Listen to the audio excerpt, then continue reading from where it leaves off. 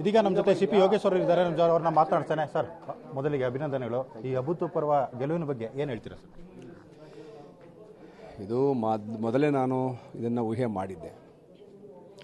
ಚುನಾವಣೆ ಆದ ತಕ್ಷಣ ನನಗೆ ಅನಿಸ್ತು ಎಲ್ಲೋ ಒಂದು ಕಡೆ ದೇವೇಗೌಡರ ದೈತ್ಯ ರಾಜಕೀಯ ಶಕ್ತಿ ಕೆಲಸ ಮಾಡುತ್ತೆ, ಕುಮಾರಸ್ವಾಮಿಯವರು ಕೆಲಸ ಮಾಡುತ್ತೆ ಅಂತೇಳಿ.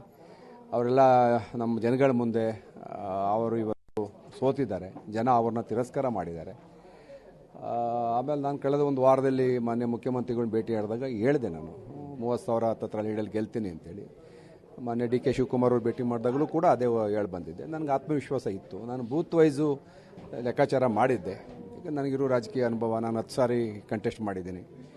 30,000 ಬರಬೇಕಾಗಿತ್ತು, ಒಂದು 4,000 ಕಡಿಮೆ ಬಂದಿದೆ, ಒಂದು 4,000. ಅದಕ್ಕೇನು ಕಾರಣ ಅಂತ ನನಗೆ ಗೊತ್ತಿದೆ. ಹಾಗಾಗಿ ಈ ಚುನಾವಣೆ ನನಗೆ ಜನ ಆಶೀರ್ವಾದ ಮಾಡಿದ್ದಾರೆ. ಜನ ಇವತ್ತು ಕುಮಾರಸ್ವಾಮಿಯವ್ರನ್ನ, ದೇವೇಗೌಡರನ್ನ ತಾಲೂಕಿನಿಂದ, ಜಿಲ್ಲೆಯಿಂದ ತಿರಸ್ಕಾರ ಮಾಡಿದ್ದಾರೆ. ಸರ್, ಈ ಚುನಾವಣೆಯಲ್ಲಿ ಸಾಕಷ್ಟು ದಾಖಲೆಗಳನ್ನ ನಿರ್ಮಾಣ ಮಾಡಿದಿರಿ. ಅಂದರೆ 1 ಲಕ್ಷಕ್ಕೂ ಅಧಿಕ ಮತಗಳನ್ನ ಪಡೆದಿರ್ತಕ್ಕಂಥದ್ದು, ಮತ್ತೊಂದು 25,000ಕ್ಕೂ ಅಧಿಕ ಮತಗಳ ಅಂತರದಿಂದ ಗೆಲುವಿನ ಸಾಧಿಸಿರ್ತಕ್ಕಂಥದ್ದು. ಈ ಅಭೂತಪೂರ್ವ ಗೆಲುವಿನ ಬಗ್ಗೆ ಏನು ಹೇಳ್ತೀರಾ ಸರ್? ನೋಡಿ, ಪಾರ್ಲಿಮೆಂಟ್ ಎಲೆಕ್ಷನಲ್ಲಿ ಇದೇ ಡಾಕ್ಟರ್ ಮಂಜುನಾಥ್ ಅವರು ಕರ್ಕೊಂಡು ಬಂದಾಗ 25,000 ಲೀಡು ಚನ್ನಪಟ್ಟಣ ಕೊಟ್ಟಿತ್ತು NDAಗೆ. ನಾನು ಕಾಂಗ್ರೆಸ್ಸಿಗೆ ಬಂದ ಮೇಲೆ ಪುನಃ 25,000 ಲೀಡು ಕಾಂಗ್ರೆಸ್ಸಿಗೆ ಬಂದಿದೆ. ಸುಮಾರು 50-60,000 ಓಟು ಶಿಫ್ಟ್ ಆಗಿದೆ. ಈ ಚುನಾವಣೆ ಜನ ನನ್ನನ್ನು ಕೂಡ ಒಪ್ಕೊಂಡಿದ್ದಾರೆ. ಮತ್ತು ಕಾಂಗ್ರೆಸ್ ಸರ್ಕಾರದ ಯೋಜನೆಗಳು ಎಲ್ಲರೂ ಒಟ್ಟಿಗೆ ಸಂಘಟಿತವಾಗಿ ಹೋರಾಟ ಮಾಡಿದ್ವಿ. ಜನ ನಮ್ಮನ್ನು ಒಪ್ಕೊಂಡು ನಮ್ಗೆ ಆಶೀರ್ವಾದ ಮಾಡಿದ್ದಾರೆ. ಚುನಾವಣಾ ನಂತರದಲ್ಲಿ ಏನೋ ಒಂದು ಆತಂಕದ ಮಾತುಗಳನ್ನ ಆಡಿದ್ರಿ, ಏನಕ್ಕಾಗಿ ಆ ಮಾತುಗಳು ಬಂತು?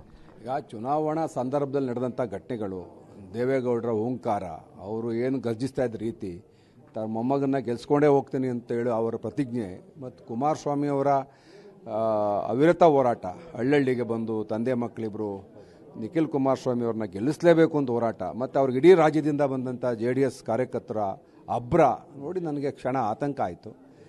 ಆಮೇಲೆ ಸಮಾನವಾಗಿ ಒಂದು ತಳಬದಿಗೆ ಬಂದ ಮೇಲೆ ಕಳೆದ ಒಂದು ವಾರದಿಂದ ನಾನು ಯೋಚನೆ ಮಾಡಿದಾಗ ನನಗನ್ನಿಸ್ತು ನಾನು ಕಂಫರ್ಟಬಲ್ ಆಗಿ 30,000 ಮೇಲೆ ಲೀಡಲ್ಲಿ ಗೆಲ್ತೀನಿ ಅಂತ. ಸರ್, ಯೋಗೇಶ್ವರ್ ಅವರು ಈ ರೀತಿಯ ಅಭೂತಪೂರ್ವ ಗೆಲುವಿಗೆ ಏನೆಲ್ಲ ಕಾರಣಗಳಾದವು ಅಂತ? ಇಲ್ಲ, ಜನ ಅವ್ರನ್ನ ತಿರಸ್ಕಾರ ಮಾಡಿದ್ರು ರೀ. ಕುಮಾರಸ್ವಾಮಿ, ದೇವೇಗೌಡರನ್ನ, JDSನ ತಿರಸ್ಕಾರ ಮಾಡಿದ್ದಾರೆ ತಾಲೂಕಲ್ಲಿ. ಹಾಗಾಗಿ ನಮಗೆ ಆಶೀರ್ವಾದ ಮಾಡಿದ್ದಾರೆ. ಕಳೆದ 2 ಬಾರಿ ನಾನು ವಿನಾಕಾರಣ ಸೋತಿದ್ದೆ. ಕುಮಾರಸ್ವಾಮಿಯವರು ಒಂಥರ ಚೀಟ್ ಮಾಡಿದ್ರು ಅಂತಲೇ ಹೇಳಬೇಕು. ಏನು ಅವರು ಎಮೋಷನಲ್ ಭಾಷಣ ಮಾಡಿ ನಾನು ಮುಖ್ಯಮಂತ್ರಿ ಆಗ್ತೀನಿ ಅಂತ ಒಂದು ಸಾರಿ ಗೆದ್ದರು. ಕಳೆದ ಬಾರಿ ಟೆಕ್ನಿಕಲಿ ಗೆದ್ದರು ಅಷ್ಟೇ. ನಾನು ಎಲ್ಲ ಗ್ರಾಮೀಣ ಪ್ರದೇಶದಲ್ಲಿ ನಾನೇ ಲೀಡ್ ತೊಗೊಂಡಿದ್ದೆ, ಟೆಕ್ನಿಕಲಿ ಗೆದ್ದಿದ್ರು. ಈ ಸಾರಿ ಅವಕಾಶ ಅವ್ರಿಗೇನು ಸಿಗಲಿಲ್ಲ. ಜನ ಅವ್ರನ್ನ ತಿರಸ್ಕಾರ ಮಾಡಿ ನನ್ನನ್ನು ಆಯ್ಕೆ ಮಾಡಿಕೊಂಡ್ರು. ಸರ್, ಈ ಚುನಾವಣೆ ಈ ಫಲಿತಾಂಶದ ಮುಖಾಂತರವಾಗಿ ಏನು ಸಂದೇಶ ಕೊಟ್ಟಂಗಾಗಿದೆ ಅಂತ ಅನ್ಸುತ್ತೆ ಸರ್? ಹಳೆ ಮೈಸೂರು ಭಾಗದಲ್ಲಿ ಒಂದು ದೊಡ್ಡ ಸಮುದಾಯ ದೇವೇಗೌಡರ ಕುಟುಂಬವನ್ನು ಸಾರಾಸಗಟ್ಟು ತಿರಸ್ಕಾರ ಮಾಡಿದೆ. ಹೊಸ ನಾಯಕತ್ವಕ್ಕೆ ಅದು ಹುಡುಕಾಡ್ತಾ ಇದೆ. ಅದು ಕಾಂಗ್ರೆಸ್ನಲ್ಲಿ ಯಾರಾದರೂ ಪರ್ಯಾಯ ನಾಯಕ ಆಗ್ಬೋದು ಇವಾಗ. ಸರ್, ಈ ಚನ್ನಪಟ್ಟಣದ ಮತದಾರರಿಗೆ ಏನು ಹೇಳಲಿಕ್ಕೆ ಬಯಸ್ತೀರಿ ಇವಾಗ? ಜನ ನನಗೆ ಆಶೀರ್ವಾದ ಮಾಡಿದ್ದಾರೆ. ಒಂದು ಒಳ್ಳೆಯ ಅವಕಾಶ, 3.5 ವರ್ಷ ಸರ್ಕಾರ ಇದೆ. ಒಂದಷ್ಟು ಸಾರ್ವಜನಿಕ ಕೆಲಸ, ಅಭಿವೃದ್ಧಿ ಕೆಲಸಗಳು ಮಾಡಬೇಕು. ಕುಮಾರಸ್ವಾಮಿ ಅವರು ಕ್ಷೇತ್ರ ಹಾಳು ಮಾಡಿದ್ದಾರೆ 5-6 ವರ್ಷದಿಂದ. ಅವ್ರ ಕ್ಷೇತ್ರಕ್ಕೆ ಬಂದಿರಲಿಲ್ಲ. ಭಾಳ ರಿಪೇರಿ ಕೆಲಸ ಇದೆ. ನಾನು ಹಗಲು ರಾತ್ರಿ ದುಡಿದು ಮುಂದಿನ ಚುನಾವಣೆಗೆ ಒಂದಷ್ಟು ಡೆವಲಪ್ಮೆಂಟ್ ವರ್ಕ್ ಮಾಡ್ತೀನಿ. Thank you sir. ಇದಿಷ್ಟು ಏನು ನೂತನ ಶಾಸಕರಾಗಿರ್ತಕ್ಕಂಥ ಸಿ ಪಿ ಯೋಗೇಶ್ವರ ಅವರ ಮಾತಾಗಿರ್ತಕ್ಕಂಥದ್ದು. ಕ್ಯಾಮ್ರಾ ಪರ್ಸನ್ ರಜನೀಶ್ ಪಾಟೀಲ್ ಜೊತೆ ಶಶಿಕುಮಾರ್ ದೊಡ್ಡಿಯ TV5 ಕನ್ನಡ, ಚನ್ನಪಟ್ಟಣ.